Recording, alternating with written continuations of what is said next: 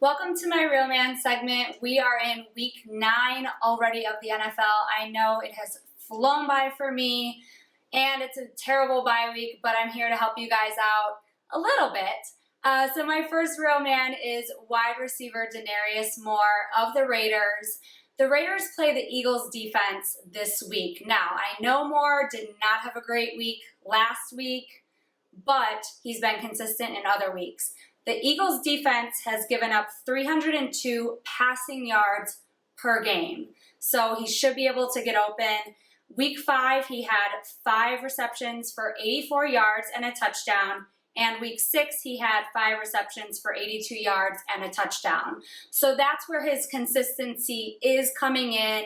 He's not having horrible weeks like last week every week, and he should be on the waiver wire for everyone. And the Eagles defense is second worst in the league. They're giving up 26 points per game and over 400 yards per game. So again, their defense is not getting it done. The Raiders looked great against Pittsburgh, so they're at home again, and this win would put them over 500 for the season. So they're kind of a sleeper team that is still a little bit in the running and winning some games. And the Eagles quarterback situation is definitely iffy.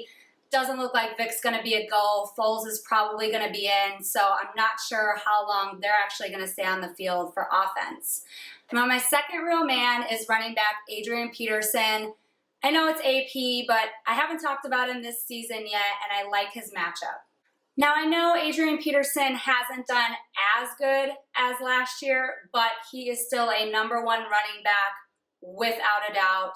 You can never sit him. But again, I like his matchup this week. Dallas is banged up on defense a little bit, and they're giving up 26 fantasy points to running backs per game. Now, if there's a running back that can get you 20 to 30 fantasy points in a game, it's AP. Also, we know the Vikings quarterback situation is not very good. Now, I don't know why they didn't lean on Adrian Peterson more against the Giants, but I think in order to even have a shot at winning, they have to really lean on him more. He's gotten at least 1 touchdown for everyone, except for 3 games, and he has 7 touchdowns on the season. So again, he's most likely going to get in the end zone. And he's averaging 81.6 yards per game. So even though he's not going over 100 on most games, he still has consistent numbers. You have to play him this week. And my third Real Man for everyone is Seattle's defense. Seattle's defense is playing awesome this year. They're second in the league, and they're only giving up 15.6 points to teams per game. Their matchup this week is completely golden, so you have to play them because they're going to get you fantasy points. They're playing Tampa Bay at home. Tampa Bay is a complete disaster this season. They're 31st in offense, and that is not going to get much better against the 12th man there in Seattle. Now, Seattle is not as good against the run as they are the pass, but you have to remember that Tampa Bay is playing their second-string running back. So I don't think Seattle's going to have a problem stopping the run, and they definitely don't have a problem stopping the pass.